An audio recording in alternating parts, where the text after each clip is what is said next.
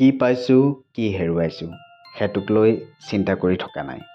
কেৱল মাত্ৰ মনে বিচৰা কামটো শুদ্ধ মনেৰে কৰি গৈছোঁ। এটা নিকা ৰাস্তাৰে খোজ লৈছোঁ। নমস্কাৰ, স্বাগতম জনাইছোঁ কে ৱৰ্ল্ড ইউটিউব চেনেলটোলৈ। বন্ধু বান্ধৱীসকল, কি খবৰ?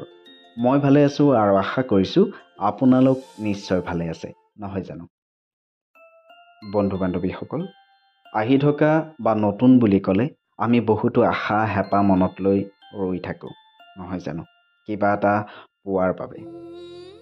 আমিও কথা দিছোঁ আপোনালোকক নিৰাশ নকৰোঁ।